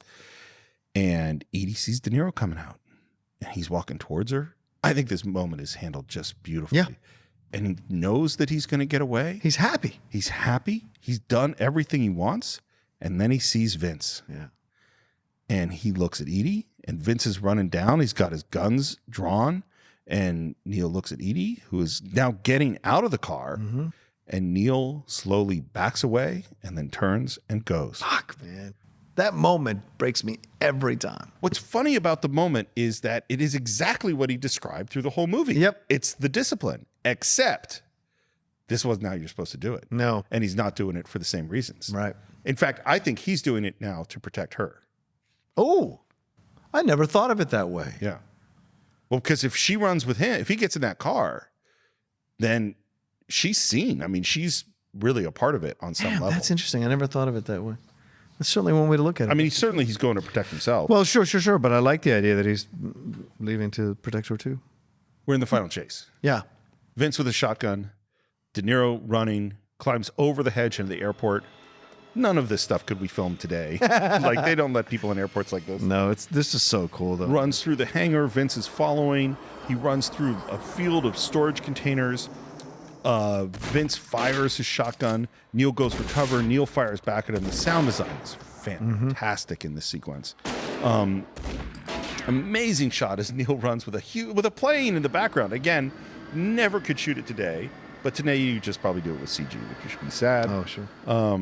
And then they get into this weird space with these weird buildings. I don't know if they're not storage or they electronic something, navigation. I don't know what the hell this are, sort of in the middle of nowhere. And apparently Michael Mann made them arrange and rearrange these things constantly because he wasn't satisfied with exactly where they were.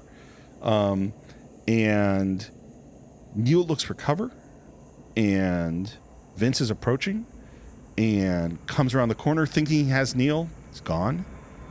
Neil comes out looking. Nope, he's gone. And then a plane comes in to land. Yeah. And the landing lights come up. And of course, Neil notices this. Backs down behind cover, plane lands, and the lights go down. And Neil notices this. And this is, again, great storytelling. You see the action, you see the reaction shot to the action to understand that he's paying attention to it. Vince comes out scanning with weapon. We see the dimmed landing lights behind him in the distance. Neil's in the shadow waiting. And then a plane is coming. And Neil turns at the sound, and he knows those lights are about to come on. They come on, and Vince is perfectly well lit, and Neil comes out. It's slow motion, and we think in this moment, Neil's got him. Yep. He's got him. And then Vince looks down and sees the shadow, turns, and fires.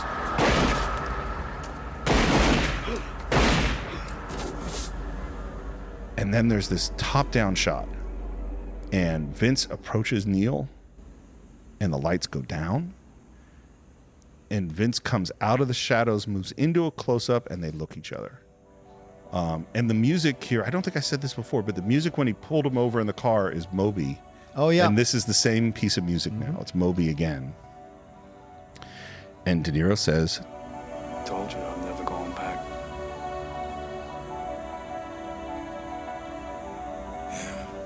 and then Neil holds out his hand, and Vince takes it. Yeah. What's happening there? It's an interesting moment, right? I've always gone back and forth on what it means. Does Vince feel pity for him? Or is Vince like respecting a worthy adversary in that moment?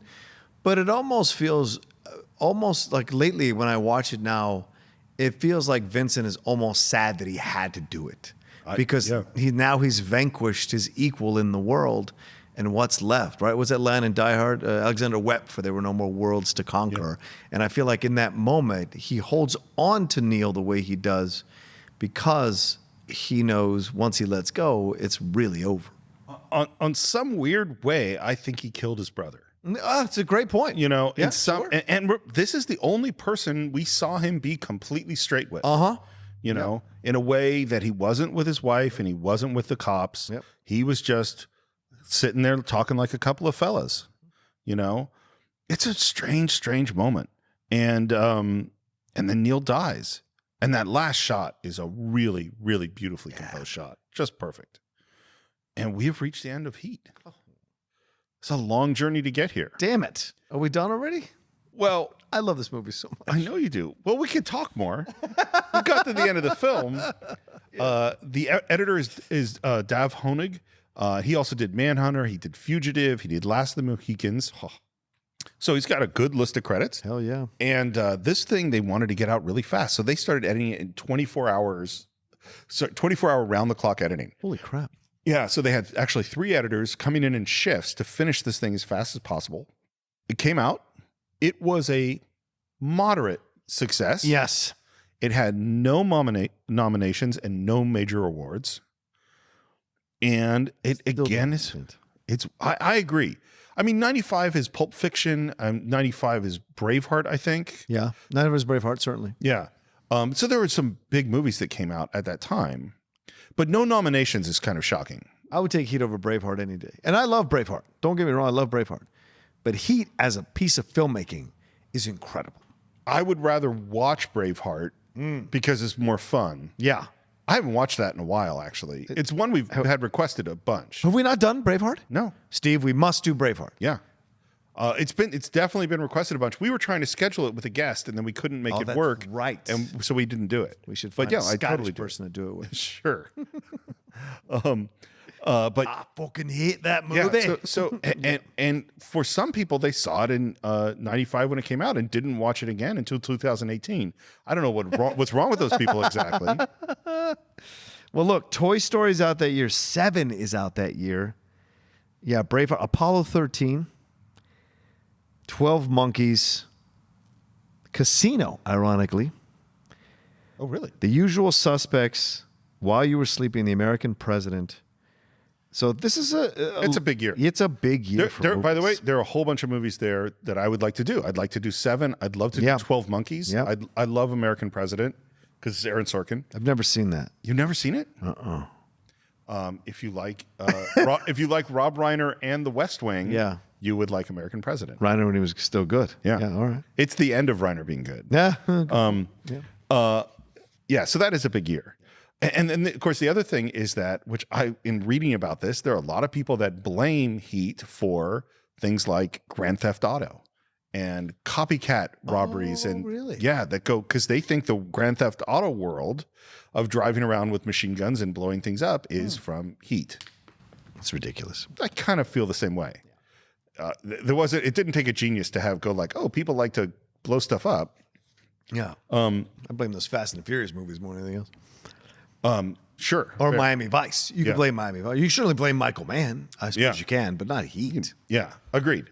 So, John. Yeah. I hate to ask you this question. God damn it. Let's not say this is your final thoughts because you're going to have thoughts for a long time. But let's say I would like today's thoughts. My current thoughts. Your current thoughts on Heat. Well, this is a film that is, it's so funny. I put all these classics in my top 10 of films. And Heat is not one I really think about to put in my top 10 of films because I love it in a different way. But as I get older and every time I watch it, I find something really incredible about this film to come back to over and over again and something incredible to enjoy all over again.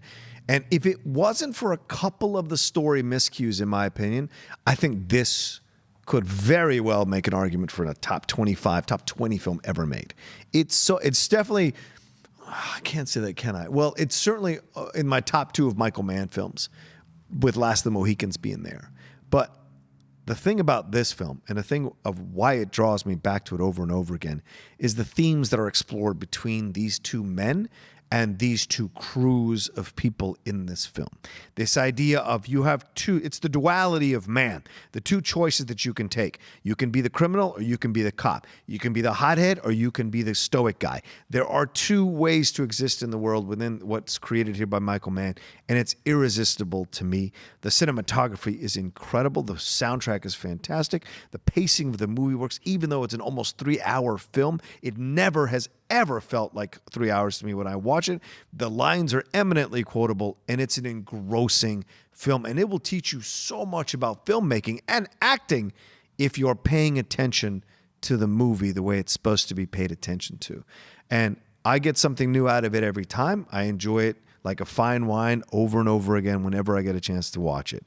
And currently right now, it's a film that is kind of burrowed into my heart, and one that I will put on maybe once every 2 or 3 weeks recently, just to watch an hour or so of it. I have it in 4K because that most recent release of Heat came out in a 4K restoration. I've been able to enjoy it now on my 4K. How's it look? Gorgeous is too small a word to describe. Wow. Gorgeous, because those blues are exquisite. The blacks are fantastic. And I bought a TV, an LG TV that brings those out. And so I'm really able to enjoy that movie even more so. And so to me, that's the thing at the end of the day, is it brings me back to it over and over again because I see myself in these characters and I also see their journeys and the tragedy. It is the tragedy. Without the tragedy, I don't think I'd love this movie as much as I do because there is the Dr. Zhivago moment lives in this movie as well. That moment where everything is possible, that you could reach the goal and can't. The Bad News Bears moment, can't win that final game. Rocky can't win that fight at the end.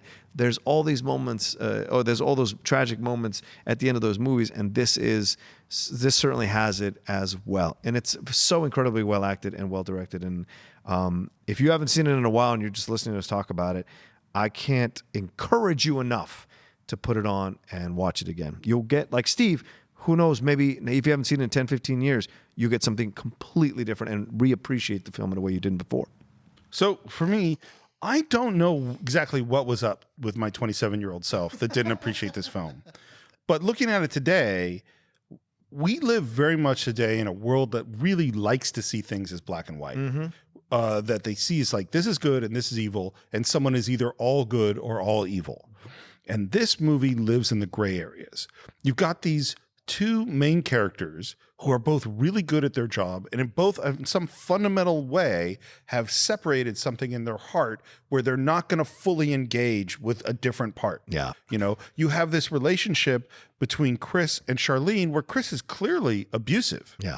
And yet that also is the relationship of real love. Yep. Unquestionably that they both deeply love each other. You have this character of the Natalie Portman character who's desperately looking for affection and a father figure. You have Justine, who chooses to make her husband connect by having an affair with this other guy, Ralph. You have Tom Sizemore's character, who has a family who we're drawn to and like, and then picks up a little girl and is holding her hostage. You have Dennis Haysbert's character, who has true love with this woman who supported him in his whole endeavor to heroically not go back to a life of crime. And what does he choose to do? Which I believe for her is go back to a life of crime. Like throughout this whole movie, with the exception of Waingro, who's not black and white, who's not gray at all. No. Is that it's forcing you to look at these things and find yourself rooting for people that you don't like, or rooting for people that are on the wrong side of the law, or use tactics that you find, and yet you're so interested in them. And it makes you, I think, appreciate that we don't live in a black and white world, that things are complicated, and that we, in fact, are not black and white. And maybe you see some of the gray areas within yourself. Yeah. So I think that's what we think about Heat, at least for now. Yes, for now. But we would, of course, like to hear what you think of Heat. You can always visit us on Facebook. Just do a search for the Cine-Files, CINE-FILES. If you want to pick up that 4K copy of Heat, maybe you should do it by visiting us on our website, cinefiles.net, CINE-FILES.net. And please do visit the website. I know it doesn't seem like much, but if you want to support the show and you are going to go buy something on Amazon anyway, the easiest way for you to support the show is just click on that Amazon link through us. We get a little bit and it helps us keep the show going. You can subscribe to us on iTunes, where we'd love to get your reviews. You can subscribe to us on YouTube. I literally was responding to some great comments today because someone had seen a RoboCop in the lecture hall that I used to go to on the Berkeley campus, and that was kind of awesome. Oh, how cool. So please leave your comments on YouTube. If you really want to support the show, the best way to do it is on patreon.com/thecine-files, where you can hear extra audio clips. There's going to be more stuff coming down the line. We finally figured out some good stuff that we plan on doing, and you can suggest a film if you pledge enough. And if you wanted to reach me, you could do so on Twitter at SR Morris. Well, you can always find me at The Rocha Says on Twitter and on Instagram. And of course, all the stuff I do here at Collider. If you're into sports, Collider Sports, we have that new channel. If you're into gaming, Collider Gaming, and of course, the Top 10 show. And I hope Steve doesn't mind if I do a plug for our live show next year, February 23rd. We are almost 90% sold out for those tickets in London. This is in London, right? Yeah, London, February 23rd.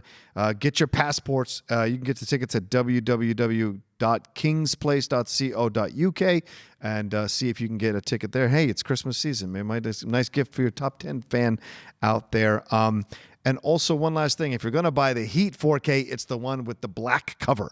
Black just says Heat. Don't get that one with De Niro and Pacino and Kilmer on the cover. Get the one that is black, and I think it's a double disc. It's black, and it just says Heat across the middle of it. And yes, buy it at our Amazon store so you can support us. And hey, it's Christmas. Buy all your stuff at our Amazon store so that we can get a little bit of support from them. Yep. All right, and I think without further ado, that is it for this week. We will see you next time on the Cine-Files.